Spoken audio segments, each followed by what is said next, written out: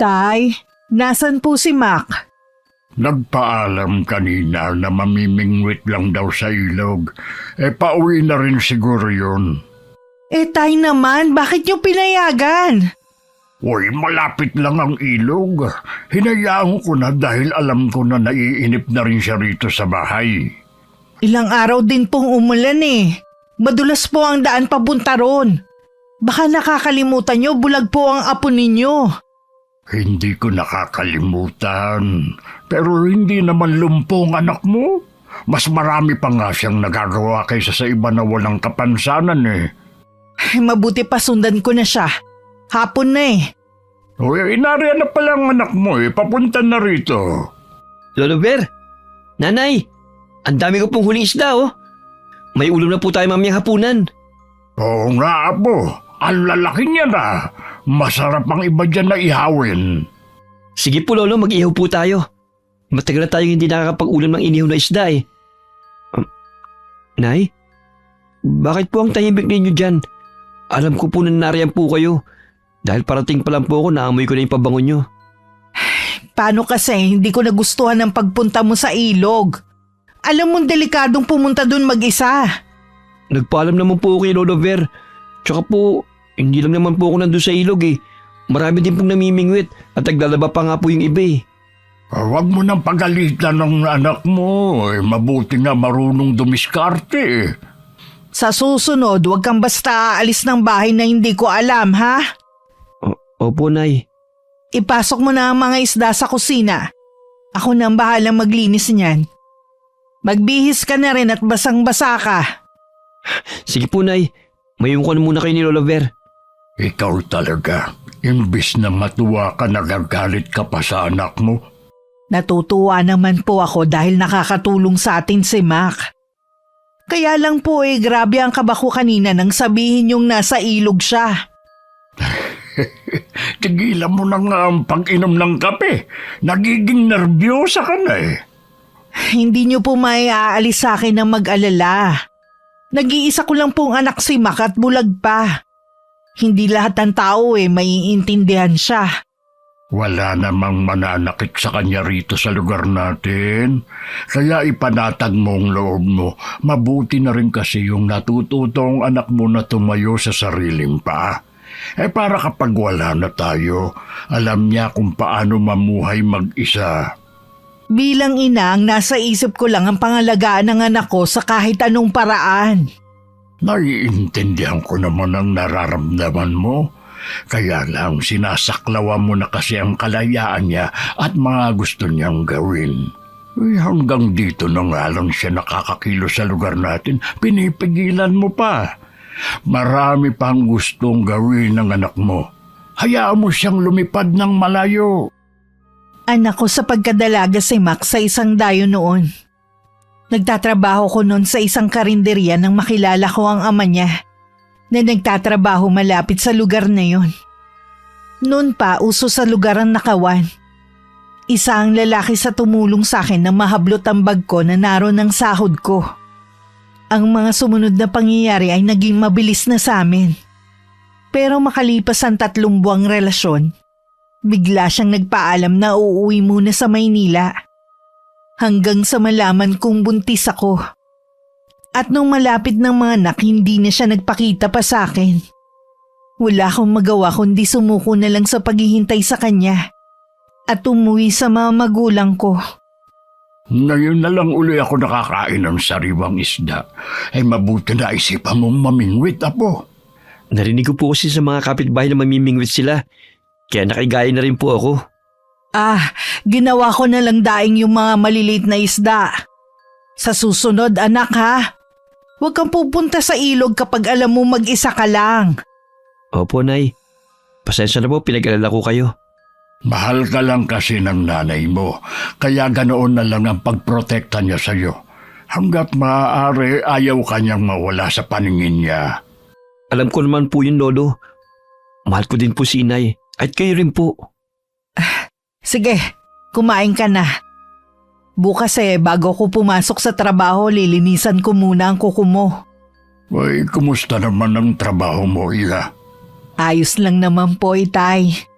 Nagpapasalamat ako dahil maraming mga customer kanina. Mabuti naman kung ganun. Nay, may sasabihin po ako sa inyo.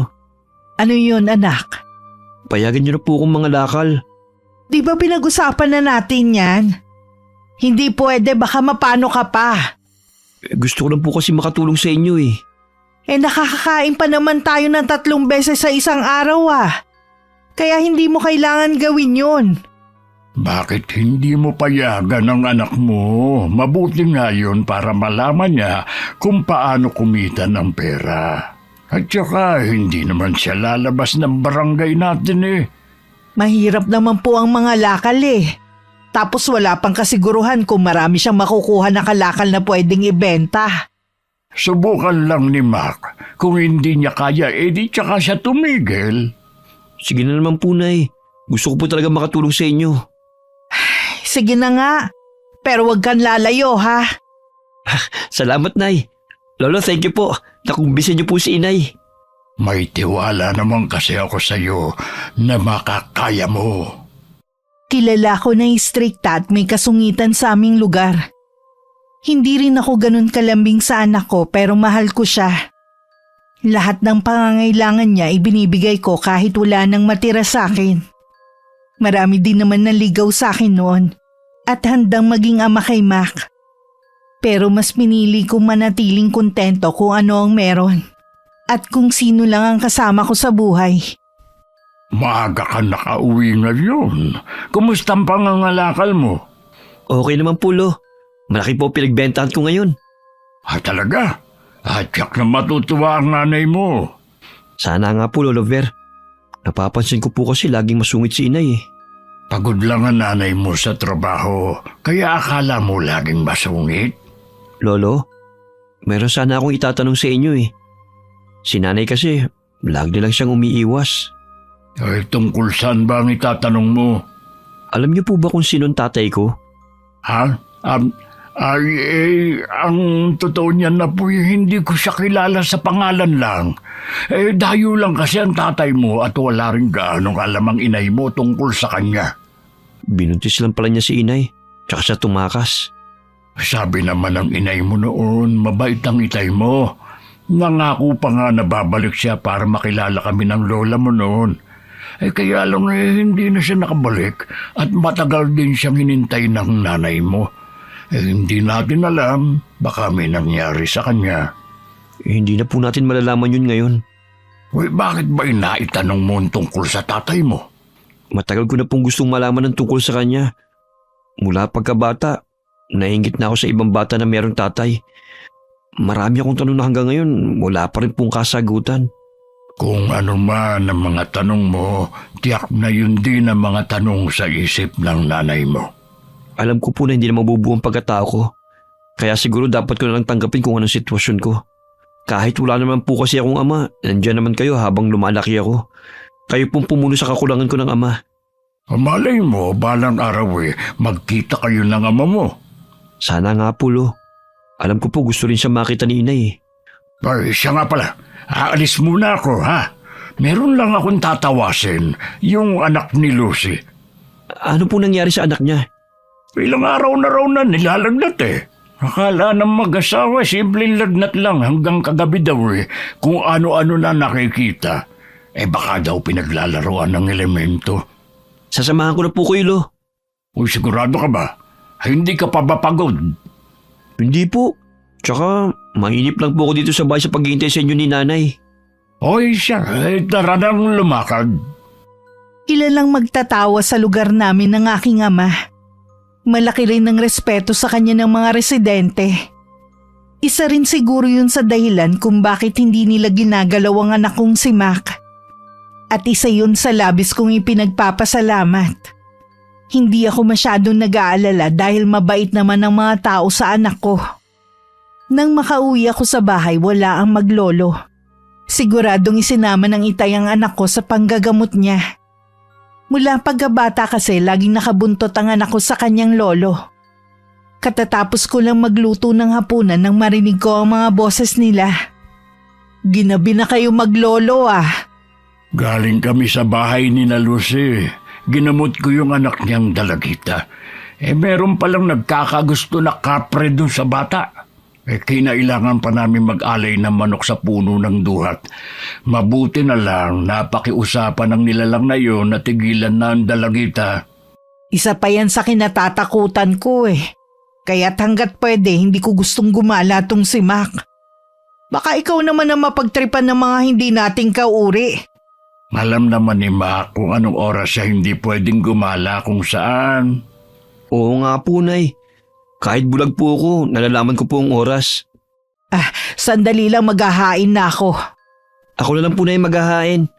O sige. Nakakatuwa talaga ang batang yan. Kahit may kapansanan siya, kumikilos pa rin siya. Ayaw niya na maging pabigat sa atin. Kaya nga po kapag gusto niyang gumawa dito sa bahay hinahayaan ko na. Isa lang talaga ang kinalulungkot ko. Yung alam natin na hindi siya makakakita habang buhay. Pwede pa naman siyang makakita kaya lang po malaki ang kailangan nating pera sa operasyon. Sana isang himala mangyari na magiging dahilan para makakita pa si Mac. Wala na akong ibang pinagdarasal kung hindi yun. Matagal na akong huminto sa pagdadasal. Hindi naman niya ako pinakikinggan Ang bawat hinihiling natin sa kanya ay may tamang panahon. Hindi mo dapat kinaiinipan ng mga sagot sa iyong mga dasal. Tara na po sa kusina. Tinatawag na tayo ng apo niyo. Matagal na akong nakalimot sa kanya. Siguro dahil sa mga hirap na pinagdaanan ko. Nawalan na ako ng paniniwala sa Diyos na kahit hindi natin siya nakikita, nararamdaman natin ang kanyang presensya. Naging sapat na sa akin ang mamuhay na puro trabaho lang ang nasa isip. Alam ko na marami kang kinikimkim dyan sa puso mo, pero sana matutunan mong magpatawad at tanggapin ang mga pangit na karanasan mo. Hindi lang naman ikaw ang may ganyang pinagdadaanan Pakiwari ko po kasi pinaparusahan niya ako sa kasalanang hindi ko naman alam. Hindi parusa sa iyo na ipinanganak mong bulag si Mac. May dahilan ang lahat ng nangyayari sa iyo. Ang kinatatakutan ko lang naman ang maiwan mag-isa si Mac. Kaya nga tinuturuan ko siya ng mga bagay na pwedeng makatulong sa kanya. Ikaw naman takot na takot. Sige po, Tay. Hahayaan ko na siyang gawin ang mga gusto niya. Kung yun na makakatulong sa anak ko. Siya nga pala. Napag-usapan namin ng anak mo tungkol sa ama niya. Ha? Tinanong ni Macan tungkol sa tatay niya? Ano pong sabi niyo? Kung ano lang ang abot ng aking nalalaman. Dala lang siguro ng kuryosidad kung bakit siya nagtanong. Talaga bang sa loob ng ilang taon wala ka ng balita sa ama niya? Wala na po Malinaw na niloko lang niya ako. Kahit sa loob ng ilang taon na hindi niyo siya kasamang mag-ina, naging mabuti pa rin ang Panginoon sa inyo. Hindi naman po ako mahinang babae na basta na lang susuko pagkatapos ng mapait na karanasan sa pag-ibig. Diyan din ako bumibilib sa iyo. Sa kabila ng mga sulsul na mga kaibigan mo noon na ipalaglag na lang ang apo ko, hindi mo sila pinakinggan. Nung mga panahon na yun, may takot pa ako sa Diyos. Umaasa pa rin ako na pakikinggan niya ang mga dasal ko. Hanggang magsawa na lang ako. Lagi kayong kasama ng apo ko sa mga dasal ko sa gabi. Hangad ko pa rin ang kaligayahan ninyong mag-ina. Kinabukasan, maaga akong umalis dahil tinawagan ako ng may-ari ng parlor na pinapasukan ko. Hindi raw makakarating ang dalawa kong kasama kaya kailangan kong agahan ang pasok. Binaon ko na lang ang almusal ko at dun ko na lang kakainin. Nang makaalis ako ng bahay, lumabas na rin si Mac para mga lakal. Pero 2 oras pa lang siyang nakakaalis nang biglang umuwi. Nalabis pinagtaka ni Itay. Hoy, bakit umuwi ka agad? Wala ka bang nakalakal ngayon? Meron po kaya lang, Lo. Inagaw sa akin. Ha? Sino umagaw? Hindi ko po kilala. Kanina ko lang po narinig ang mga boses nila Palagay ko mga dayo lang sila sa lugar natin. Baka nga hindi sila taga rito. Dahil walang gagawa nun sa'yo ng mga residente rito. Lo, huwag niyo na lang po sabihin kay ina yung nangyari ha. Hindi ko sasabihin. Sigurado kasi na mag-aalala ng todo ang nanay mo. Tutol pa naman siya sa ginagawa mo dahil yan ang kinatatakutan niya, ang mapagdiskitahan ka ng ibang tao. Ibinigay ko na lang po yung mga gamit na ibebenta ko sana sa junk shop kaysa saktan nila ako. Sa tingin ko sinaktan ka pa rin nila dahil marumi ang damit mo. Itinulak po nila ako sa putikan. Tansya mo sa mga boses nila. Mga ilang taon na sila. Tingin ko po hindi nalalayo yung mga edad nila sa akin. Kailangang malaman ko kung sino sila. Baka ulitin nila ang ginawa sa'yo. Baka po naligaw lang ang mga yun. Hindi na siguro sila babalik. Sana nga, Apo. Inilihim nga ng maglolo ang pangyayaring yun sa akin. Nagtanong-tanong din naman si Itay sa mga taga samin tungkol sa mga tao ng trip sa anak ko. Pero wala daw kasing nakakita sa pangyayari.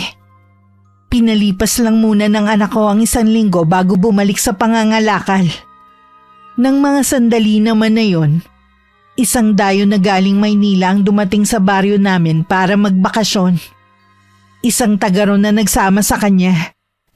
Anong ginagawa mo sa tapat ng gate namin? Magnanakaw ka, no? Kinukuha ko lang yung mga pwede pang ibenta. Ibig sabihin, basurero ka? Hindi ako basurero. Taga rito ako. Kilala ko ni Aling Candida, yung may-ari ng bahay na yan. Sandali nga lang, bulag ka ba? Oo, pero malakas naman ang pangamoy, pandinig at pakiramdam ko. Masasabi ko na hindi ka taga rito sa baryo namin. Ngayon ko na kasi narinig ang boses mo eh. Ang galing mo naman. Tama ka, hindi ako taga rito. Kaibigan ako ng anak ni Tita Candida. Nandito ako para magbakasyon. Taga Maynila pa ako. Alam mo ba yun? Naririnig ko lang ang pangalan ng lugar na yon, pero hindi pa ako nakakarating doon. Maganda bang Maynila? Oo naman. Maganda rin naman itong lugar niyo eh. Tahimik, tsaka hindi magulo. Pasensya ka na. Nakalimutan kong magpakilala. Ako nga pala si Mac.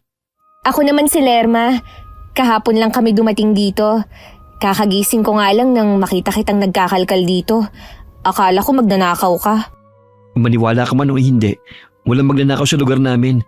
Mababait lahat ng mga tao rito sa amin. Sabi nga ng kaibigan kong si Sheila. O paano? Papasok na ako sa loob ah. Baka naaabala na kita eh. Sige, Lerma. Sa kauna-unahang pagkakataon nakaramdam ng kakaiba si Mac. Mabilis din ang tibok ng puso niya. Hanggang makauwi, iniisip pa rin niya si Lerma at ang magandang boses niya. Napansin naman ng tatay ko ang parang pananahimik ng apo. Kaunti lang sigurong naibenta mong kalakal ano. Ang tahimik mo kasi nang dumating ka. Malaki naman po ang napagbentahan ko ngayon. Kakaiba yata ang ngiti mo ngayon ah. Masaya lang po ako dahil nakakatulong po ako sa inyo ni nanay. Iba rin kasi ang kislap ng mga mata mo. Tiyak na may nangyari kanina. May dayo po dito sa atin, Lo. Kanina ko lang po nakilala. Kaibigan po siya ng anak ni Aling Candida na si Sheila. Taga Maynila po siya at magbabakasyon dito. Mabait naman ba makipag-usap sa'yo? Noong una po natarayan ako eh. Napagkamalan po niya ako magnanakaw. Pero nilinaw ko naman po sa kanya na namumulit lang po ko ng kalakal na ibinibenta ko. Mabuti naman at nalinis mo na agad ang pangalan mo. Oo nga po eh. Medyo kinabahan din po ako kanina. Pwede bukas magpapahinga ka na muna rito sa bahay. Lalabas pa rin po ako, Lo. Sayang naman po kasi. Ano pa ba ang makukuha mo bukas naubos mo na nga ngayon? Magbabaka sakali lang naman po ako, Lo. Ay tulungan mo na lang ako sa pagtatanim ko bukas sa likod bahay. Sa ibang araw ka na lang ulit mangalakal. Sige na nga po. Huwag kang mag-alala. Magtatagal pa naman ang babaeng nakilala mo dito sa atin. Magkikita pa kayo. Si Lolo talaga. Parang may ibig sabihin. Ngayon lang kasi kita nakita na ganyan eh. Natutuwa lang naman po kasi ako dahil may kumausap sa akin. Madalas po kasi iniiwasan ako ng mga kaedad ko eh. Ibig sabihin, bata pa yung babae? Opo, Baka nga po mas bata pa sa akin kung pagbabasihan ko ang boses niya. Sana nga, Apo, maging magkaibigan kayo habang narito siya. Malayo pa lang ako sa bahay, naririnig ko na ang tawanan ni na Itay at Mac. Mukhang may masaya silang pinag-uusapan. Bihira ko lang kasing marinig na tumawa ng ganun ng anak ko. Bigla tuloy na pawi ang nararamdaman kong pagod sa tawanan nila. Huminto lang sila nang maramdaman na malapit na ako. Mukhang masaya ang pinag-uusapan nyo Nagbibiroan lang kami ng anak mo. Si Lolo Ver po kasi, tinutukso ko sa isang dayo. Sinong dayo? Kilala mo naman siguro si Sheila, yung anak ni Candida na nagtatrabaho sa Maynila. Nariyan ngayon sa kanila at may kasamang kaibigan. Anong nakakatawa sa pinag-uusapan nyo? Sinasabi ko lang sa anak mo na baka maging magkaibigan sila habang narito yung babae. Pwede ka naman makipagkaibigan sa mga taga rito Bakit kailangan sa isang dayo pa? Tapos taga Maynila pa? Wala namang masama kung magiging magkaibigan sila, hindi ba? Kaso nga tay, taga Maynila. Mabuti kung talagang makikipagkaibigan yun. Oo nga po, Lo. Imposible na makipagkaibigan sa akin si Lerma. Maliban sa mahirap na ako, bulag pa. Huwag ka nang malungkot. Sanay ka naman na kami lang ng lolo mo ang kasama mo Hindi mo na kailangan pa ng kaibigan. Mabuti na rin yung makakilala si Mac ng ibang tao. Bahala na nga po kayo. Lagi nyo nalang kinukonsinti ang apo nyo Maiwan ko na nga muna kayo. Magpapahinga lang ako. Huwag mo nalang pansinin ang inay mo. May pagka-KJ kasi yan minsan Oo nga po. Baka pagodin po siya. Basta Apo, gawin mo lang kung anong magpapasaya sa'yo. Ang importante, wala kang inaapakang tao. Opo, Lo. Hindi na ulit naabutan ni Makandalagan dayo sa bahay ng kaibigan nito ng mga sumunod na araw. Nalulungkot man, hindi na lang niya yun ipinahalata sa kanyang lolo. Baka kasi tuksohin na naman siya. Sumagi rin sa isip niya na baka hindi nagustuhan ng dalaga ang lugar namin. Kaya nagdesisyon na lang na bumalik sa Maynila. Kaya ganun na lang ang gulat ni Mac nang pumunta siya sa ilog para mamingwit. Naroon din kasi si Lerma kasama ang kaibigan. Nakakabilib ka naman. Biruin mo, ang dami mong kayang gawin. Ayoko kasi maging pabigat kina nanay at lolo Ano pa ang kaya mong gawin? Lahat ng gawain sa bahay alam ko. Pati pag-iigib at pagtulong kay lolo sa pagtatanim ng gulay sa likod ng bahay namin. Ang dami mo palang kayang gawin. Kahanga-hanga ka naman, Mac. Kaya ka siguro namimingwit para may ulam kayo mamaya.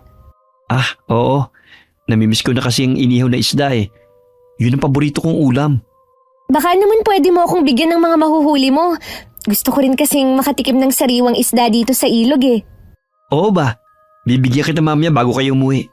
Hindi ka lang madiskarte. Ang bait mo pa. O paano? Hindi na kita aabalahin para makapamingwit ka na dyan. Pupuntahan ko lang si Sheila. Diyan lang ako sa malapit. Kakaiba ang sayang naramdaman ng anak ko sa mga papuring natanggap mula kay Lerma. Alam niyang nasa malapit lang ang dalaga. Dahil naririnig niya ang matamis nitong pagtawa. Para yung musika sa kanyang pandinig. Swerte rin naman ng anak ko na marami siyang nahuling isda ng mga oras na yun. Wow! Ang dami mo namang huling isda! At ang lalaki pa! Kumuha ka na, Lerma. May malalaki palang isda dito, no? Kahit ba ilan ang kuhanin ko? Oo, Lerma. Magtira ka na lang ng 3 malaki. Para kasi yun kina lolo at nanay. Pipili na ako Sige lang. Tama na siguro to sa amin. Konti lang naman kami sa bahay Sana magkita ulit tayo habang nandito ka sa amin. Ihuhuli kita ulit ang isda sa susunod. Oo ba? Tsaka, pwede mo ba akong samahan sa pamamasyal? Oo naman, Lerma. Alam naman ni Sheila ang bahay mo. Minsan pupuntahan ka namin. Aasahan ko kayo O paano? Uwi na ako. Sigurado kasi hinihintay na ako ng lolo ko. Dinampot na ng anak ko ang pamingwit at maliit na timba na kinalalagyan ng mga isdang nahuli. At saka naglakad na palayo. Dinig pa niya ang tawanan ng magkaibigan na parang aliw na aliw. Hanggang makauwi, hindi mawala-wala ang ngiti sa labi niya. Nandito na po ako. Gaya ng dati, Lo. Marami po akong huli. Makakapag-ihaw na ulit tayo. May nahuli po akong malalaking isda. Talaga? Ang swerte mo naman, Apo. Akin na yung timba at ako na maglilinis. Heto po. Sigurado na matutuwa si inay pagdating niya mamaya. Akala ko ba, Apo, malalaki ang nahuli mo? Gadaliri ko lang halos sa mga ito, Wala po bang malaki? Wala ka bang nakasabay na namingwit kanina? Mga naliligo po ang mga naroon. Nandun din po pala sina Lerma at Sheila. Ibinigay mo yata sa kanila ang huli mong isda Binigyan ko nga po sila para makatikim naman po si Lerma.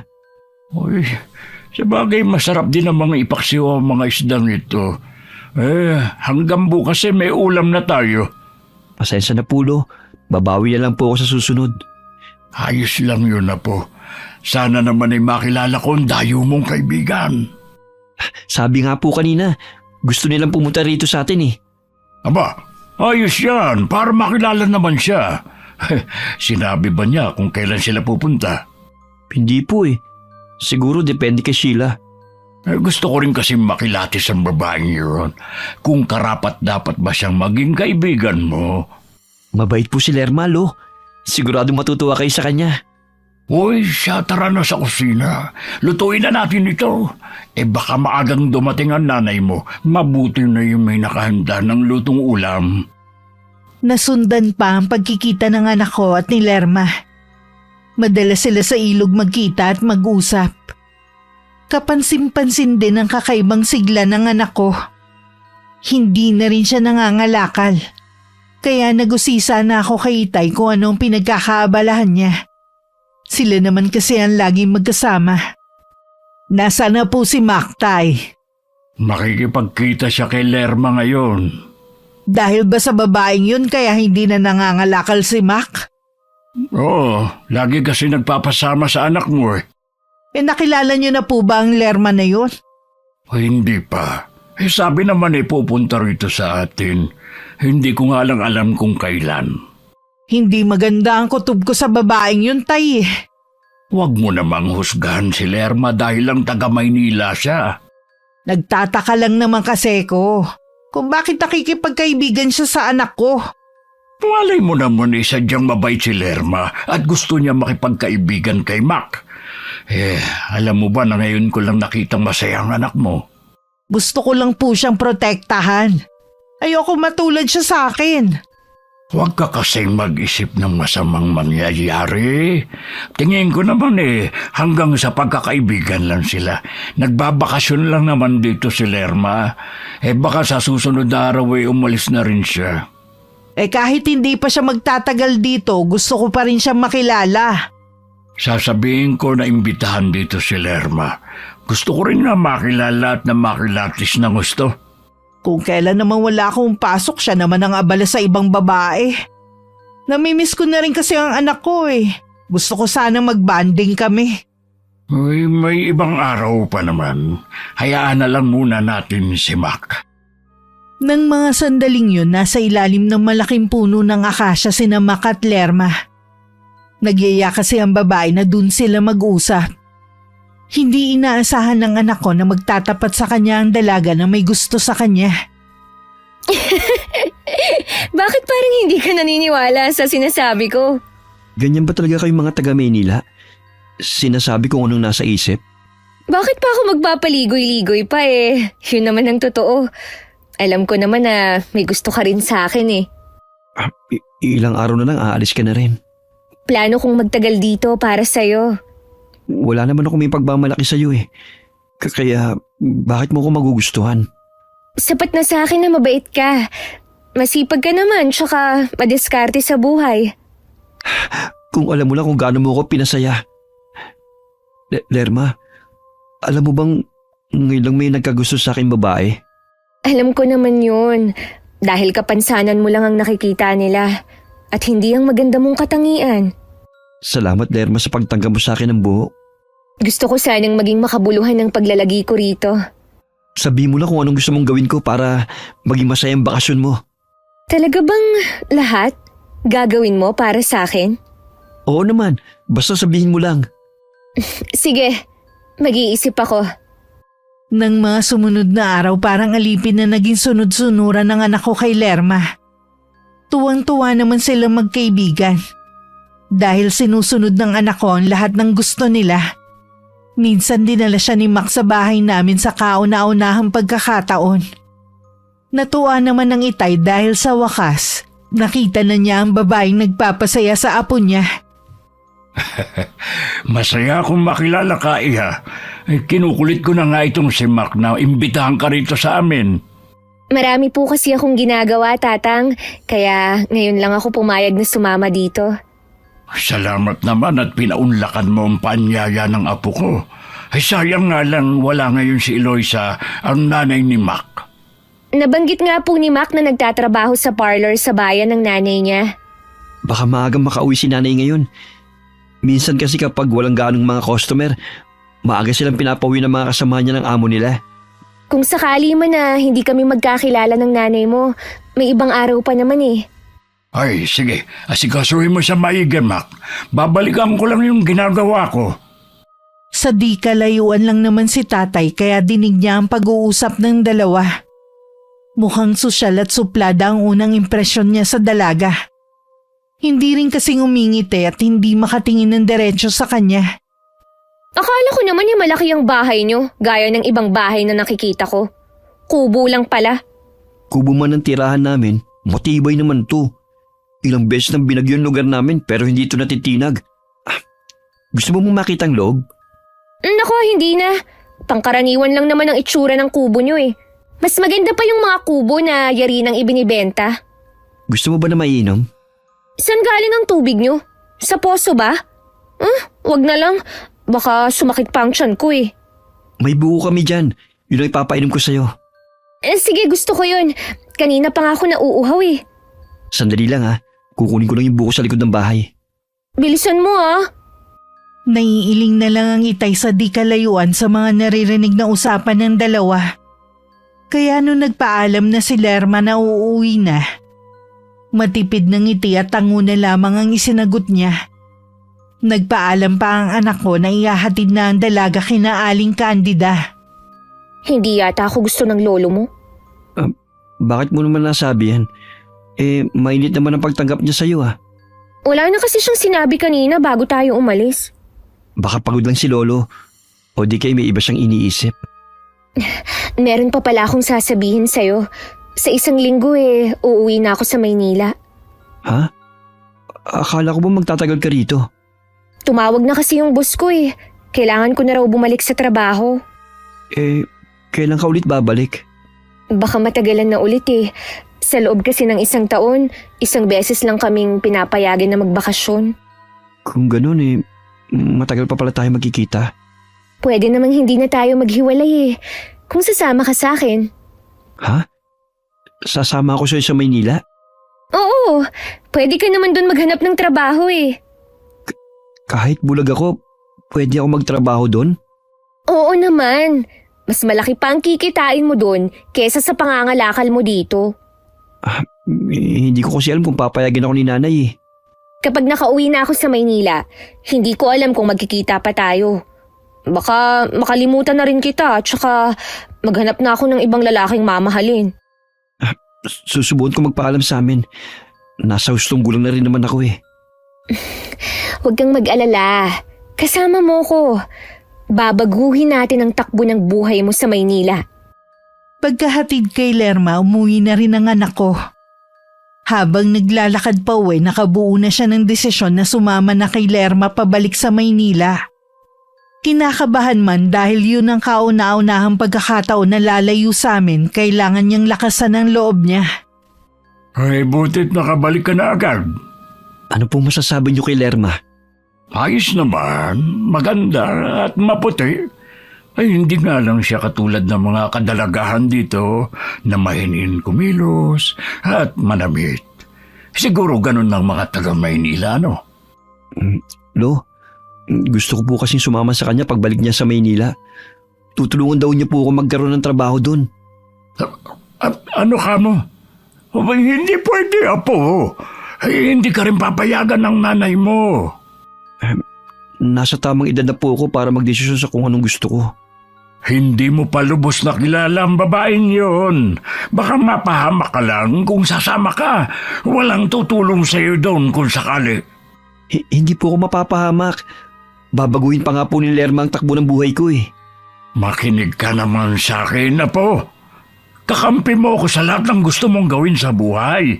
Pero sa pagkakataong ito, tututulang ko ang plano mo. Akala ko po balo, gusto niyo ako matuto sa buhay. Oo nga, pero hindi mo kailangang lumuwas pa. Sana po intindihin niyo ako, Lo. Mahal ko na po si Lerme. Hindi ko po kayang mawalay sa kanya. Patawarin mo ko, Apo. Hindi kita pwedeng ipagkatiwala sa babaeng yun.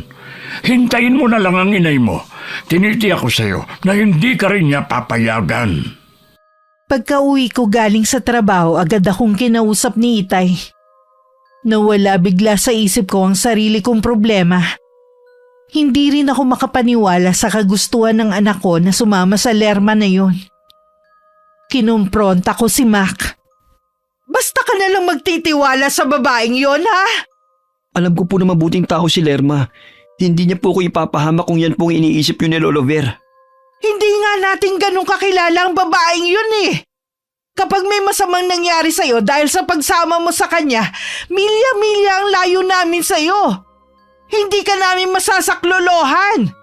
Nasa tamang edad na po ako para magdesisyon, Nay. Oo, nasa tamang edad ka na nga.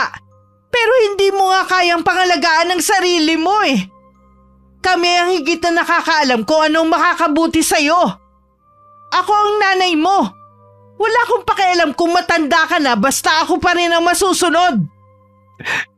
Nay naman, ayaw niyo po bang maging masaya ako? Alam mong gagawin ko ang lahat para maging masaya ka lang.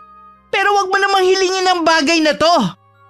Hindi natin lubos na kilala ang babaeng yun eh. Hindi ko pa man siya nakikita, hindi ko na siya gusto. Alam ko kapahamakan lang ang hatid niya sa'yo. Galit na tinalikuran ako ni Mac. Pumasok siya sa kwarto at saka nagkulong. Hindi ko na rin siya tinangkang sundan. Lumapit naman sa akin si Itay. Nung dalhin niya rito ang Lerma na yun, biglang bumigat ang pakiramdam ko. Tama ka. Kapahamakan lang ang idudulot niya kay Mac. Nung malaman ko na taga Maynila ang babaeng yun, hindi ko na agad siya gusto. Wala akong tiwala sa mga taga-syudad. Ano bang klaseng babae yun? Nakakakilala lang niya sa lalaki ay yayayain na niya agad na sumama sa kanya. Noon pa lang duda na ako. Alam ko na may iba siyang motibo. Sa dami na naglipa ng masasamang loob sa Maynila, mapapahamak lang ang anak ko. Kaya lang nakuha niya na ang loob ng anak mo. Nabilog niya na ang ulo. Paano kung suwayin niya tayo dahil sa babaeng yun? Mula pagkabata po masunurin na sa atin si Mac eh. Hindi naman niya siguro magagawang sumama sa babaeng yun na hindi sinasabi sa atin. Iba ang nagagawa ng pag-ibig. Unang beses pa lang nagmahal ang anak mo at magaling magmanipula ang babaeng yun. Lalo tuloy na dagdagan ang iniisip ko ngayon. May problema ka ba, anak? Kasi po nagkita kami ng dati kong kaibigan. Yung nakasama ko nun sa kabilang bayan habang nagtatrabaho ako. Naging customer ko siya kanina at nakakwentuhan ko. Sabi niya matagal na raw kaming hinahanap ni Marcos. Hinahanap kayo ng tatay ni Mac? Opo, sabi ni Vicky. Ang dahilan daw kung bakit hindi nakabalik si Marcos noon dahil na-aksidente. Matagal na raw nalumpo. May mga tauhan na lang siyang binabayaran para hanapin kami. Sa wakas, natuldo ka na rin ng mga katanungan sa isip natin kung bakit hindi kanya binalikan. Ay, ano ngayon ang plano mo? Naguguluhan po ako, Tay. Hindi ko alam kung dapat ba akong maniwala. Para kasing hindi totoo ang lahat eh. Naiintindihan naman kita. Gaya ng parati kong sinasabi sa iyo, may dahilan ang lahat ng mga nangyayari sa atin. Masasagot sa tamang panahon ang lahat ng mga tanong natin. Bahala na po, Tay. Kailangan ko munang unahin si Mac. Ay, sinabi mo ba kay Vicky na may anak kayo ni Marcos? Binanggit ko po sa kanya pero hindi ko sinabi na may kapansanan. Dapat din malaman ito ni Mac. Tsaka na lang po siguro kapag lumamig na ang sitwasyon namin. Maliliwanagan din si Mac at maiisip niya na tama tayo na pigilan natin siya. Habang nasa trabaho po ako, pakibantayan niyo po si Mac ha. Kinakabahan po kasi ko na dahil sa babaeng yun makagawa siya ng pagsisisihan niya. Ako na ang bahala sa kanya. Naging tahimik lang ang anak ko at kibuin dili kami ni Itay. Alam naming masama pa rin ang loob niya sa amin. Bihira na rin siyang lumabas ng bahay. Hanggang sa mabalitaan namin na nakaalis na si Lerma. Mula noon naging panatag na ang loob ko. Pero hindi namin inaasahan na may iba palang plano si Mac at si Lerma. Eloisa! Si Mac! Nawawala! Ha? Sigurado po kayo? Baka nandyan lang siya sa paligid. Wala siya. Umalis na siya. Iniwan na tayo ni Mac. Merong sulat. Nandun sa higa niya. Basahin mo. Mukhang si Lerma ang nagsulat nito. Nagpapaalam siya sa sulat na ito. Patawarin daw natin siya kung bakit niya nagawa tayong suwayin. Mac, anak ko. Nalinlang tayo ng anak mo. Pinaniwala niya tayong nakaalis na nga si Lerma para maging panatag tayo. Baka mahabol ko pa sila sa terminal. Pupunta ako doon. Sasamahan na kita, anak. Makikiusap pa ako kay Anton na samahan tayo. Bilisan na natin, Tay. Ang kapitbahay naming si Anton na may jeep ang nagatid sa amin papuntang terminal. Pero pagdating namin doon, sabi na nagbebenta ng tiket at bus na nakaalis papuntang Maynila. Tay, ano pong gagawin natin?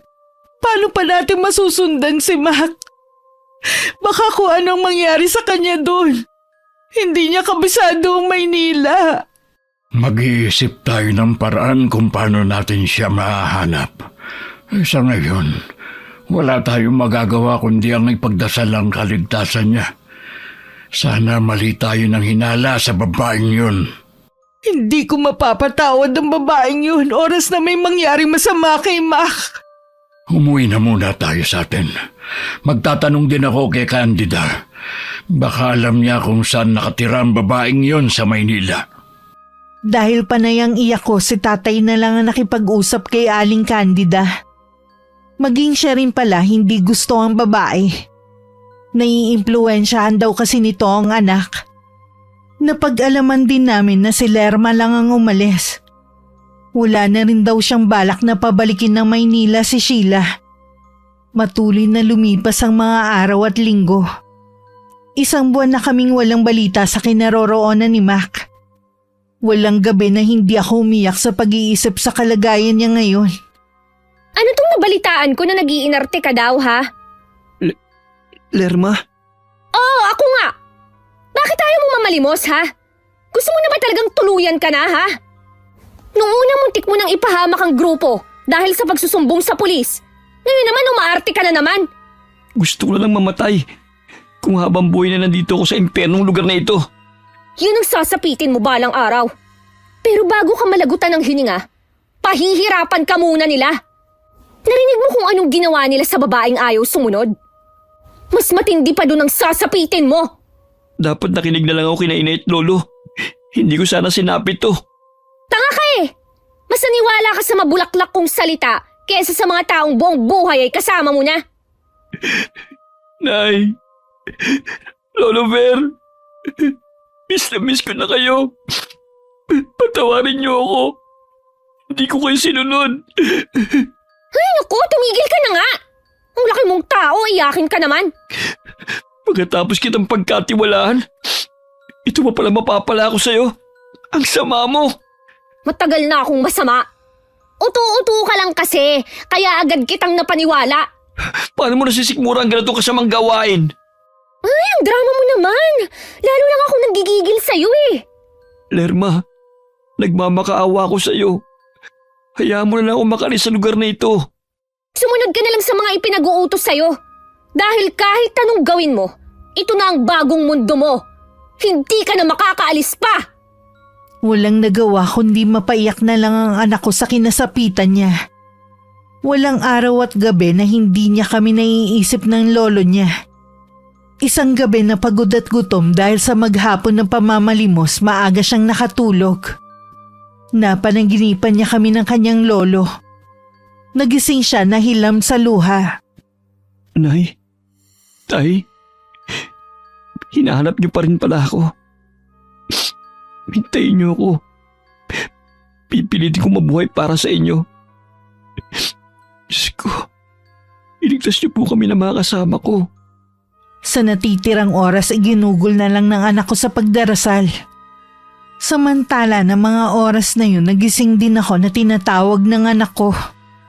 Nang alam ko na hindi na ulit ako makakabalik sa pagtulog, bumangon na lang ako. At tinanawang walang hanggang dilim na lagi ko nalang ginagawa mula nang umalis si Mac. Hindi ka na naman ba makatulog? Nagising po ako na tinatawag ng anak ko eh.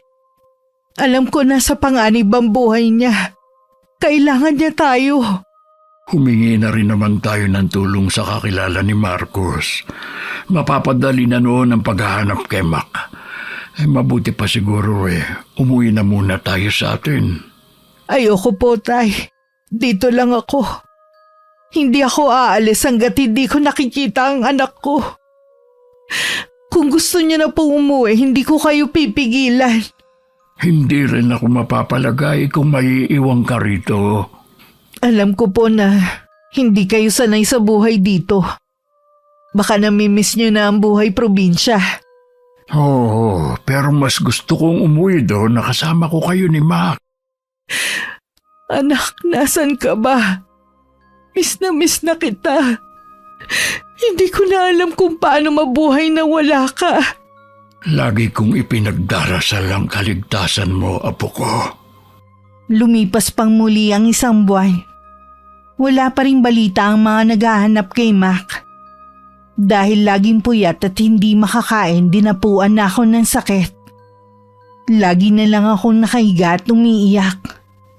Magpakatatag ka, anak.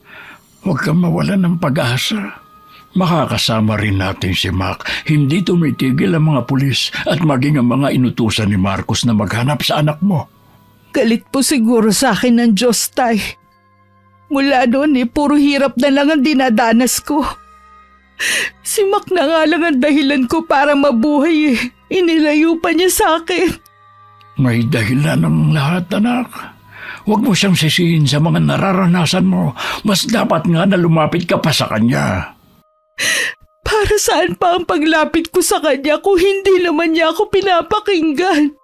Sinusubukan ka lang niya kung hanggang saan ang pananalig mo. Ang gusto ko lang makabalik sa akin si Mac. Kung hindi ba siya makita, mas gusto ko na lang mamatay. Sandaling nahinto ang aming pag-uusap nang tumunog ang cellphone ko. Hindi ko yun pinansin. Ayoko na kasing makarinig pa ng mga negatibong balita. Kinuha na lang ni Itay ang cellphone at siya ang nakipag-usap. Ipipikit ko na sana ang mga mata ko nang marinig ko ang pangalan ni Mac. Mangiyak-ngiyak na bumaling sa akin si tatay na may nakaguhit ng ngiti sa labi. May nakakita daw kay Mac na namamalimos sa lansangan. Buhay ang anak mo, Eloisa. Bakit hindi pa nila kinukuha si Mac? Bakit ayaw pa nilang iligtas ang anak ko? Hindi daw ganun kadali ang lahat. Hawak daw ng isang sindikato si Mac, kung saan ang mga hawak nila ay may mga kapansanan, bata at matatanda na sapilitang pinagpapalimos sa kalsada. Kaya pala interesado sa kanya si Lerma. Yun pala ang gusto niyang gawin sa anak ko. Pagkakakitaan niya ang pagiging bulag nito. Ang sama niya. Nananahimik ang anak ko sa probinsya, guguluhin lang niya. Sisiguruhin kong magbabayad siya ng malaki. Huwag mo na munang pairali ng galit mo. Kailangan mo magpalakas, lalo't alam na natin kung ano ang kalagayan ni Mac. Opo, Tay. Magpapalakas po ako para sa anak ko. Tutulong na rin ako para mahanap siya. Kahit nanghihina pa, lumabas na ako sa bahay na pansamantala naming tinutuluyan ni Itay. Sa lugar kung saan nila namataan si Mac na namamalimos, doon ako naghanap. Pero inabot na lang ako ng gabi. Ni anino ng anak ko, hindi ko nakita. Wala akong kamalay-malay na hindi nun lumabas ang anak ko dahil inaapoy ng lagnat. Kung hindi ka pa tatayo hanggang bukas dyan, pala ka na nilang tapusin. Alam mo ba kung anong ibig sabihin nun, ha? Papatayin ka nila dahil wala ka nagsilbi. Anong magagawa ko? Hindi ko talaga kayang mamalimos. Binilhan na naman kita ng gamot eh. Bakit hanggang ngayon, hindi pa rin mawala-wala ang lagnat mo? Hindi kaya may diferensya na ang loob ng katawan mo? Tingin ko nga rin, Lerma. Pakiramdam ko rin, mamamatay na ako. Mas maigi pa nga siguro kung mamatay ka na lang sa sakit. Kesa naman sa mamatay ka sa pagpapahirap na gagawin nila sa'yo. Gusto kong makita ang inay at itay bago man lang ako mamatay. Asa ka pa? Hindi mo na sila makikita kahit kailan. May pag-asa pa. Lerma, tulungan mo akong makalis dito. Sira ka pala eh. Pati ako gusto mong idamay sa galit nila. May mga magulang ka pa ba? Ha? Bakit bigla mo namang naitanong? Kasi hindi niyo ako naiintindihan sa kagustuhan kong makasama muli ang pamilya ko. Ang totoo niyan, hindi ko na nakagisna ng mga magulang ko. Tiyahin ko na ang nag-alaga sa akin mula bata. Naiintindihan na kita. Malabo yan. Hindi mo naman ako kilala. Tsaka, anong malay mo sa mga pinagdaanan ko? Gusto mo bang magkaroon ng pamilyang matatawag? Dati gusto ko. Pero, nasanay na ako sa ganitong buhay eh. Pwede kang tumira sa amin sa probinsya. Magbagong buhay ka lang. Tatanggapin ka ng ina at lolo ko. Huli na para magbagong buhay para sa isang tulad ko. Lerma, hindi pa rin nagbabagong pagtingin ko sa'yo. Hindi pa rin ba malinaw sa'yo, ha? Niloko lang kita. Interesado lang ako sa'yo dahil bulag ka. Malaking bentahe kasi sa grupo na may kapansanan ka. Kaso, sandaling panahon ka lang napakinabangan eh. Salamat, Lerma. Dahil naging bahagi ka ng buhay ko. Nagpapaalam ka na ba sa lagay na yan? Baka kasi hindi na ako magising bukas. Alam ng anak ko na nasa tabi lang niya si Lerma. Kahit hindi na to nagsalita. Dahil sa masama ang pakiramdam, ipinikit na lang niya ang mga mata. Hanggang hindi na niya namalayan na nakatulog siya. Nagising lang siya dahil sa marahan na yugyug sa balikat niya. Huwag kang gagawa ng ingay. Itatakas kita rito. Ha? Totoo ba? Baka ikaw naman na mapahamak. Huwag mo akong alalahanin. 'Di ba, gusto mo pang makasama ang inay at lolo mo? Oo, kaya lang, nanghihina na ako. Dama ko na ang panginginig ng mga binti ko. Kailangan mong lakasan ang loob mo. Ito lang ang pagkakataon na makakatakas ka. Sa ospital kita dadalhin. Sige, kakayanin ko. Ganyan nga. Huwag mong sayangin ang pagtulong ko sa'yo. Kumapit ka sa akin. Sa likod tayo dadaan. Matinding ka ba ang nararamdaman ng dalawa habang tumatakas sa abandonadong gusali na yun? Malayo na sila nang mapalingon si Lerma. Nakarinig kasi siya ng sirena ng mobile patrol. Mukhang natunugan na ng mga pulis kung saan nagtatago ang grupo. Mga pulis ba yun? Oo, pero hindi lahat ng pulis matutuwid. Mas maswerte ka pa rin dahil naitakas na kita bago sila dumating. Pwede bang magpahinga muna tayo? Hindi pwede.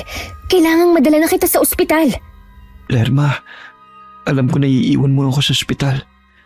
Kung sakali mang magbago ang isip mo, bukas laging ko sa'yo na magbagong buhay sa probinsya namin. Mabuti pa, bilisan mo na. Kailangan ka nang matingnan ng doktor. Hinatid lang sa ospital ni Lerma ang anak ko at saka bigla na lang nawala.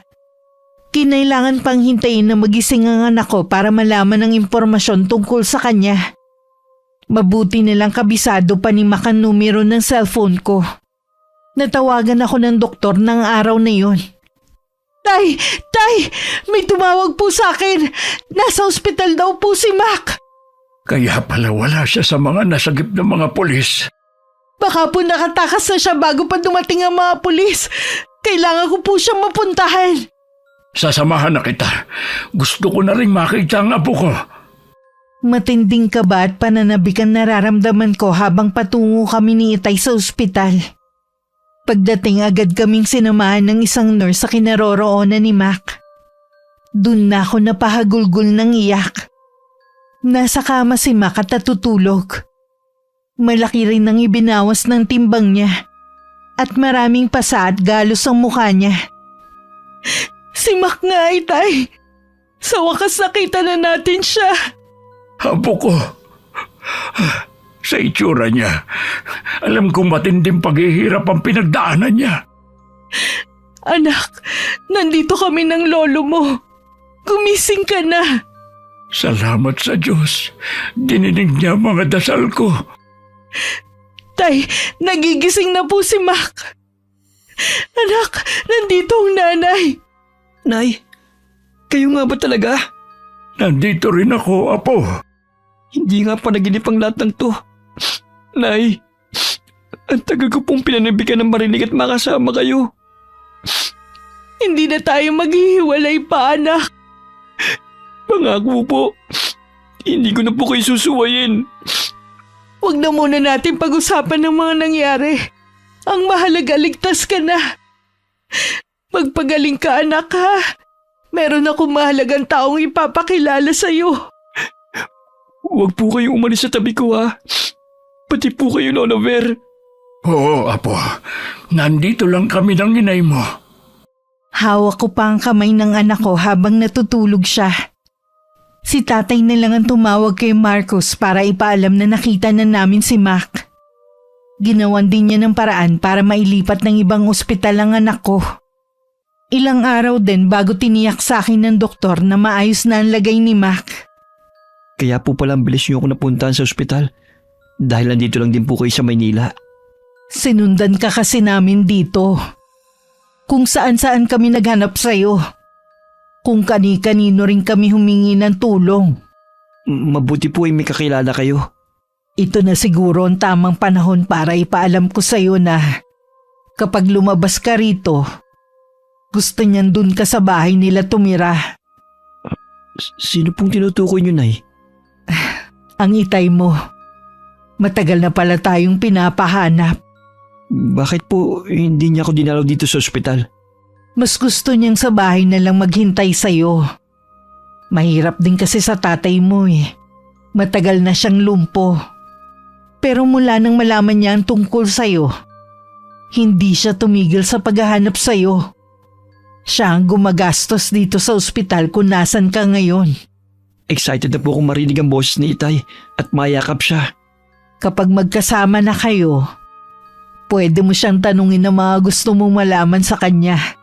Nay, hindi po ba kayo sasama sa akin? Nag-usap na kami ng Itay mo. Bibigyan ko kayo ng panahon na makilala ang isa't isa. Uuwi na muna kami ng lolo mo sa probinsya. May kailangan din kasi kung asikasuhin eh. Huwag kang mag-alala. Mabubuo din ang pamilya natin. Opo, Nay. Kailan niyo po balak umuwi sa atin? Paglabas mo dito uuwi na muna kami ni Itay. Nang makalabas kami ng ospital, tumuloy na kami sa bahay ni Marcos. Marahil dahil sa lukso ng dugo agad na naging malapit ang mag-ama. Narinig ko pa ang sinabi ni Marcos sa anak na gagawin nito ang lahat para makakita muli ang anak namin. Mamimiss kita ng sobra, Lolo Ver, kapag umuwi ka na sa atin bukas. Magkikita pa naman tayo eh. At saka malay mo, sa susunod nakakakita ka na. Kinakabahan po ako, Lo. Paano kung hindi maging matagumpay ang operasyon ko? Huwag mong sabihin yan. Magtiwala ka lang. Makakakita ka.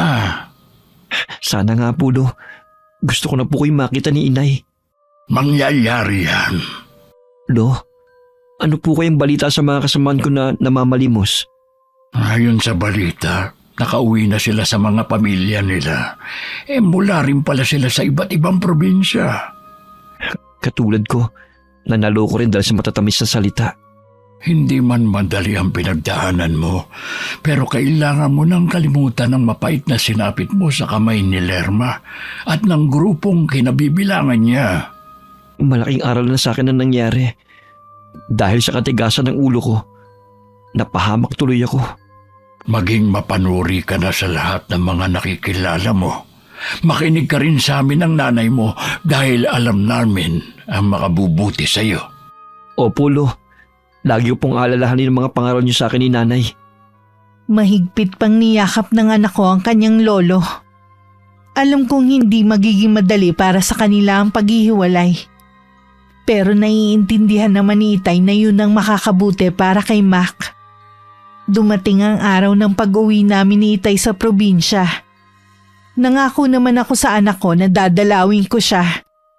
At nasa tabi niya ako sa araw ng operasyon ng mga mata niya. Ay, sa wakas, nakauwi na rin tayo. Yun nga lang, hindi na tayo buo. Nangako naman po si Marcos na pauwi niya rito si Mac eh. Gusto lang niya na makasama ang anak namin. Ikaw ba? Walang balak makipagbalikan sa kanya? Sabi ko po sa kanya pag-iisipan ko po. Para kasing nakakailang na eh. Kung kailan kami tumanda tsaka ibabalik ang nakaraan. Hindi mo namang kasalanan kung bakit kayo naghiwalay noon. Huwag mo sanang sayangin ang pangalawang pagkakataon na ibinigay sa inyo. Kung kami po talaga hanggang sa huli, gagawa ang tadhana para magkasama na kaming buong pamilya. Oh, bakit po kayo natahimik bigla riyan? Bigla kasing sumagi sa isip ko si Lerma. Hindi kasi siya kasama sa mga nahuli. Huwag niyo na pong banggitin ang pangalan ng babaeng yun, Tay. Kasalanan niya kung bakit tumanas ng hirap ang anak ko eh. At kung bakit siya muntik nang mamatay. Hindi ko pa lalampasin ang ginawa niya. Kung ano man ang iyong pinaplano, huwag mo nang ituloy. Ang mahalaga naman nakabalik na si Mac sa atin. Madali lang naman pong sabihin na pabayaan na lang eh. Pero yung trauma na inabot ng anak ko habang buhay na niyang dala. May solusyon pa rin naman tungkol dyan. Bakit hindi ka magbalik loob sa Diyos at ipagdasal lahat ng hinaing dyan sa puso mo? Nakikiusap po ako, huwag niyo na pong ipilit ang bagay na yan. Hoy, sige na. Hindi na kita pipilitin pa. Nang mga sumunod na araw habang abala ang Itay sa mga naiwan niyang gawain, abala naman ako sa plano kong paghihigante sa taong muntik ng sumira sa buhay ng anak ko. Wala na sana akong balak na ituloy. Pero hindi ako pinatatahimik. Lahat ng hirap at mga luha naming mag-inay pagbabayaran mo. Hindi ako makakapayag na malaya ka pa rin hanggang ngayon. Kung hindi ka maparusahan ng batas, ako mismo ang magpaparusa sa'yo. Habang hinahanda ko ang mga gagamitin sa gagawin kong orasyon, bumalik sa alaala ko ang ilang buwan na pagdurusang naranasan ng anak ko. Yun na nagpapatindi ng galit ko. Hindi alam ni Itay na sa akin iniwan ni Inay ang libretang itim ng mangkukulam. Inakala marahil ng aking ama na matagal na yun ibinaon sa lupa ni Inay. Ngayon sa kauna-unahang pagkakataon, gagamitin ko ang itim na karunungan sa taong nagpahamak sa aking anak. Para mas maging mabagsik ito, araw ng Biyernes ako magsasagawa ng orasyon. Tingnan mo nga ang itsura mo sa salamin. Maitim na ang paligid ng mga mata mo. Ganyan talaga kapag binabagabag ka na ng konsensya. Parang masisiraan na po ko ng bait siyang. Tuwing pumipikit ako at inaantok na, may bumubulong sa tenga ko. Siguro nga po, binabagabag na ako ng konsensya ko. Walang dapat sisihin kundi ikaw rin sa nangyayari sa'yo. Sa dami ng mga nabiktima mo. Mabuti nga nabuwag na ang grupo na yun eh. Pasalamat ka na nga lang, hindi ka nakasama sa mga nakulong. Siguro naman magtatanda ka na. Hindi ko naman po ginusto ang naging buhay ko eh. Anong hindi? Tayo ang pumipili ng landas na tatahakin natin. Ikaw dahil sa kagustuhan mong kumita ng malaking pera sa mabilis na paraan, pinasok mo ang maruming gawain na yan. Hindi naman po ako yumaman. Hindi ka talaga aasenso sa ganyang gawain. Kung magkamal ka man ng pera, mabilis din mawawala sa'yo. Alam ko na nga po ngayon, Chang. Kaya nga umuwi na ako rito eh. Naalala ko, di ba sabi mo dadalawin mo yung bulag na dinala mo sa ospital? Napuntahan mo ba? Bumalik po ako ron pero wala na siya. Wala na pong maibigay na impormasyon sa akin ng ospital. Basta ko na lang po kasi siya iniwan dun eh. Iniisip ko nga po na baka patay na po siya. Sabi mo nga matinding gutom at hirap ang dinanas ng binatang iyon. Posible nga na namatay siya sa sakit. Ikaw naman kasi ilang beses nang nakiusap sa'yo pero hindi mo agad itinakas yung pobre. Hindi naman po kasi ganun kadali. Ipagdasal mo na lang ang kaluluwa ng binatang yon. Naway matahimik na. Siguro naman napatawad na niya ako. Sa huling sandali pinili ko na tulungan siya.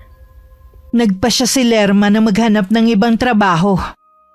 Hindi kasi siya pwedeng nasa bahay lang ng tiyahin na walang ibinibigay na pera.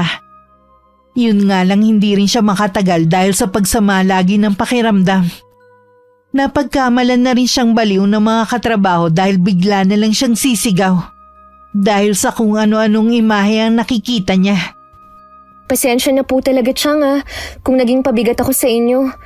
Pinipilit ko naman pong magtrabaho Hindi ko nga lang po alam ang nangyayari sa akin. Kung ano-ano na pong nakikita ko. Huwag mo munang isipin ko wala ka maibibigay sa aking pera. Tingin ko nga sa'yo may sakit ka Magpatingin ka kaya muna sa doktor para maagapan ka. Wala naman po akong nararamdaman sa katawan ko, Chang May nakikita po akong nakakatakot na imahe.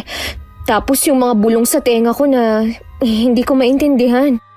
Napansin ko rin na may mga buhok sa banyo. Hindi sa akin yon dahil kulot at maiksi ang buhok ko. Naglalagas na rin po ang buhok ko. Hindi ko alam ang dahilan. Diyos ko, sana mali ang iniisip ko. Ang mabuti pa magpatingin ka muna sa doktor ngayon. Sinunod nga ni Lerma ang utos ng tiyahin.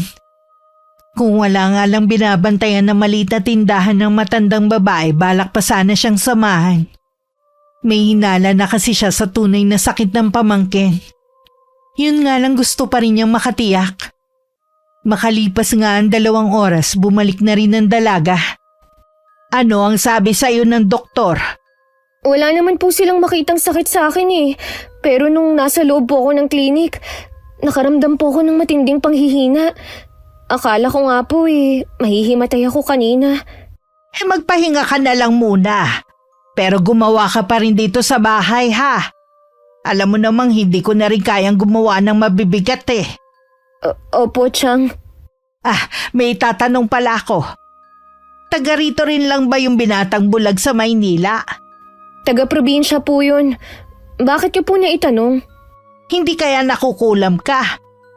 Baka kaanak ng taong yun na nagpapahirap sa'yo. Sus, hindi na po uso ang kulam sa panahon ngayon. Ano? Parang gamit lang o damit na nalalaos. Hindi mo dapat tinatawanan ng kulam. Hindi mo alam na ang bagsik nito ay pwede mong ikamatay. Totoo po ba talaga yan? Oo naman, pero sana mali ako. Paano niyo po nasabi na posibleng kinukulam ako? Dahil yung mga nararanasan mo, tanda nang meron kumukulam sa'yo. Nagagamot naman po ba ang kulam? Kung patatawarin ka ng taong nagawan mo ng kasalanan, o di kaya makatagpo ka ng magaling na albularyo. Sana naman po walang kumukulam sa akin. Masyado pa po akong bata para mamatay. Yan na ang resulta ng mga kasalanang ginawa mo. Ang tigas kasi ng ulo mo kahit nun pa. Hindi ka na nakikinig sa mga sinasabi ko. Dahil sa mga napag-usapan nila ng tiyahin, mas lalong naging balisa si Lerma. Hindi na siya halos makatulog sa gabi. Bumagsak na rin ang kanyang katawan. Tuwing kumakain siya, isinusuka rin niya. Madalas tubig na lang ang nilalaman niya sa kanyang tiyan. Walang masama kung pupuntahan mo ang pamilya ng binatang bulag. Humingi ka ng kapatawaran sa nagawa mo. Hindi naman sigurado kung sila nga ang nasa likod ng pangungulam sa akin eh. Hindi na mahalaga kung sila man o hindi. Sasamahan kita kung kailangan. Malayo po ang probinsya nila. Baka mapagod lang kayo sa biyahe. Ang sakin lang huwag mo nang hayaan na lumala ang sakit mo. Kung paghihigante ang hangad ng taong yun, unti-unti kanyang pahihirapan. Hanggang sa ikaw na mismo ang humiling ng sariling kamatayan. Sige po, pupunta ako sa probinsya nila. Kinabukasan maaga palang bumiyahin na si Lerma. Puno man ng kaba at takot, kailangan niyang lakasan ang loob niya kung gusto pa niyang mabuhay. Samantala ng mga oras na yun, binabasa ko ang mga nakasulat sa lumang libreta. Namimili kasi ako ng pangwakas na parusa na ibibigay ko sa dalaga. Naroon pa rin ang puot sa puso ko. Hanggang sa mga sandaling yun. Hindi ka ba luluwas para dalawin ang anak mo? Baka sa 1 linggo na ako dumalaw sa kanya. May kailangan pa kasi akong gawin Ang alin? Ang pangungulam kay Lerma? Paano niyo po nalaman? Sa tingin mo may tatago mo sa akin ang bagay na yan. Dahil sa pagtalikod mo sa Diyos, niyakap mo naman ang karunungang itim. Siya ang unang tumalikod sa akin. Pero ibinalik niya sa iyo ang anak mo. Hindi pa ba sapat para maniwala ka uli sa kanya? Hindi sapat para mawala ang pagnanais kong makaganti sa taong gumawa nito sa anak ko. Tapos na yun, kalimutan na natin. Maganda na ang kalagayan ng anak mo sa piling ng ama niya. Hindi sapat yon. Kailangan magbayad ng taong dahilan ng paghihirap ng anak ko. Pinago ka na ng matinding galit. Alam mong hindi gugustuhin ng anak mo na makita kang naghihigante. Hindi niya po kailangan malaman ng ginagawa ko. Pero anak... Huwag niyo na lang akong pakialaman. Hayaan niyo na lang ako. Umalis ako sa bahay ng araw na yun. Ngayon alam na kasi ni Itay ang ginagawa ko. Tsak nahahad lang siya sa mga plano ko. Sa isang kubo na wala nang nakatira ako naglagi. Wala akong kamalay-malay na dumating si Lerma sa bahay namin. Labis ang pagkagulat ni Itay pero tinanggap pa rin niya ang dalaga sa bahay namin. Alam ko po na galit kayo sa akin at hindi niyo ako mapapatawad sa ginawa ko.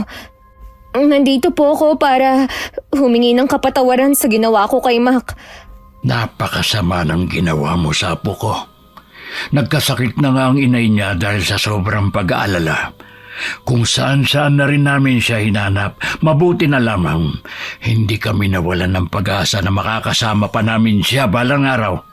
Ang ibig niyo pong sabihin, kasama niyo na ulit si Mac? Oo, tinawagan kami ng ospital kung saan siya naroon. Mabuti na lang tanda pa ni Mac ang numero ng kanyang ina. Nang madatnan namin siya, nasa kalunos-lunos siyang kalagayan. Sabi pa ng doktor, kung nahuli pa ng ilang minuto ang pagdala sa kanya sa ospital, hindi na nila maisasalba ang apo ko. Lolo Kung Ver... paghingi lamang ng kapatawaran ng ipinunta mo rito, napatawad na kita, pero hindi ka pa handang patawarin ni Eloisa, ang nanay ni Mac. Matinding galit niya sa'yo. May kumukulam po sa akin. Gusto ko lang pong malaman kung ang nanay ni Mac ang may kagagawa nito. Hindi magagawa ni Eloisa yan. Malamang ibang taong gumaganti sa'yo. Hirap na po kasi ako eh. Nagbabaka sakali lang po ako na baka kayo ang nasa likod ng nangyayari sa akin. Patawarin mo ako. Hindi kita pwedeng tanggapin sa bahay namin. Baka abutan ka ni Eloisa, baka kung ano pang magawa niya sa'yo. Naiintindihan ko naman po. Wala naman po akong balak na magtagal dito eh. Masaya po ako na ligtas na si Mac at kasama na niya ulit kayo. May ibibigay ako sa iyo na herbal na kahit papano makakatulong sa iyo para maibsan ang nararamdaman mong sakit. Maraming salamat po sa inyo. Titignan ko rin kung anong magagawa ko para mapagaling ka. Maging leksyon na sana sa iyo ang pangyayaring ito. Kung sakaling malampasan mo ang pagsubok na ito sa buhay mo, huwag mo nang balikan ang dati mong gawain. Magbabagong buhay na po ako. Hindi na po ako ulit gagawa ng masama. Ilang araw din akong hindi umuwi sa amin. Iniwan kong may sindi ang mga kandila sa kubo sa tapat ng ginawa kong maliit na altar. Hanggat may sindi yun, patuloy na maghihirap si Lerma sa sumpang ibinigay ko sa kanya. Ano bang pagsubok itong binigay sa atin? Parang gusto ko na rin maratay. Pasensya na po kayo, Chang, kung sobrang abala na ang ginagawa ko sa inyo. Wala naman ibang tutulong sa'yo kundi ako eh. Alangan namang pabayaan na lang kita. Ubos na pala ang herbal na dala mo. Marahil po kailangan ko nang tanggapin ang nakatadhana sa akin. Huwag ka munang sumuko. May pag-asa pa tayo at yun ang maghimala. Oo nga po. Yun po ang kailangan ko. Isang himala. Nagagawa mo pa talagang tumawa kahit butot balat ka na lang. Napapagod na po kasi akong umiyak at malungkot dahil sa sinapit ko. Huwag ka mag-alala. Kahit puro sakit ng ulo ang ibinigay mo sa akin hindi kita iiwan. Lagi lang akong nasa tabi mo. Salamat po, Chang. Pasensya na po at pasaway ako sa inyo. Hindi ako pala simba pero kanina habang nasa palengke ako dumaan ako sa simbahan. Para kasi may humahatak sa akin para pumasok sa simbahan. Siguro kailangan mo ng dasal. Dahil wala ka na nga magulang, ako na lang ang gumawa. Aray! Ang sakit po ng tiyan ko. Parang lumalaki na naman siya. Ano kaya ang nasa loob ng tiyan mo at patuloy sa paglaki? Hindi ko po alam, Chang. Pero walang kaparis ang sakit. Sabayan mo ko at magdasal tayo. Yun ang kauna-unahang pagkakataon na mananalangin si Lerma. Ibinuhos na ng dalaga ang lahat ng lakas sa dasal na yun. Baka wala na kasi siyang natitirang lakas sa susunod. Ilang araw na kasi siyang hindi kumakain. Dahil hindi na rin tinatanggap ng tiyan niya. Samantala, hindi ko inaasahan na biglang uuwi sa amin si Mac. Nalaman din niya ang ginagawa kong pangungulam kay Lerma. Siguro sinabi sa'yo ng lolo mo, no? Ayoko lang po na magpakasama kayo dahil sa sinapit ko. Nay, ako na po nakikiusap. Itigil niyo na po yan. Dapat lang na magbayad ang babaeng yon. Nananahimik ka dito pero anong ginawa niya? Dinala ka niya sa Maynila para mamalimos. Sinamantala ka niya. Kaya tama lang ang ginawa kong pagpapahirap sa kanya. Buhay pa po ba si Lerma? Oo, pero mahinang-mahina na siya. Baka nga pati pagmulat ng mga mata hirap na siyang gawin. Nagmamakaawa po ako sa inyo. Bawiin niyo na po ang karamdaman na ibinigay niyo kay Lerma. Patawarin niyo na po siya. Gaya ng ginawa kong pagpapatawad. Hindi! Maghihirap siya hanggang sa huling hininga niya. Kasi po, si Lerma ang dahilan kung bakit ako napahamak. Siya pa rin po ang nagligtas sa akin mula sa kapahamakan. Anong ibig mong sabihin? Dahil po sa pagkakasakit ko, nawala na po ako ng silbi sa grupo na dumukot sa akin. Gusto na po nila akong patayin, pero bago po nila yun magawa sa akin, piniligtas po ako ni Lerma kahit pwedeng siya ang balingan ng mga taong yon. Inilagay niya po sa pangalibang buhay niya para sa akin. Nay, siya po nagdala sa akin sa ospital. Alam ko po na may natitira pang kabutihan sa puso niya, kaya niya po yun ginawa. Totoo ba yan, anak? Opo, Nay. Si Lerma ang dahilan kung bakit kasama niyo pa po ako. Sana naliwanagan ka na, Eloisa, sa mga sinabi ng anak mo. Ano ba itong nagawa ko, Tay?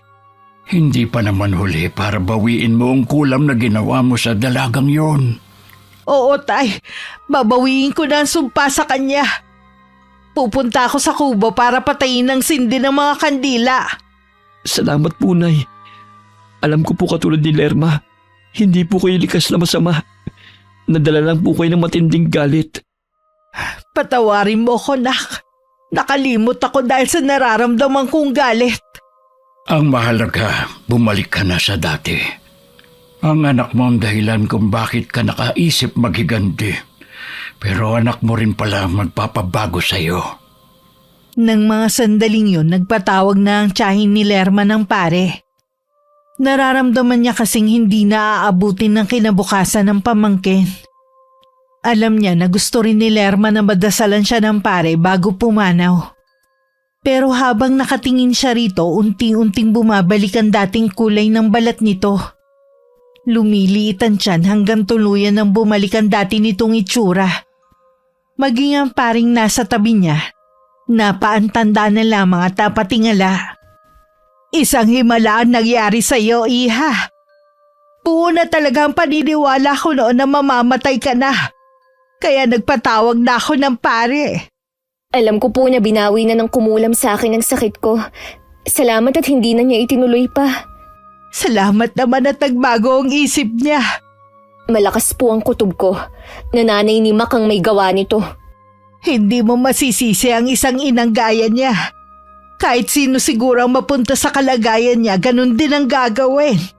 Pahiwatig na rin po siguro ito na hindi talaga kami pwedeng magsama ni Mac. Bakit mo naman nasabi yan? Mahal mo na ba ang binatang yon? Bago po kami maghiwalay, inalok niya akong magbagong buhay at manirahan sa kanilang probinsya. Sa tingin ko po, kahit kailan hindi ako matatanggap ng nanay niya.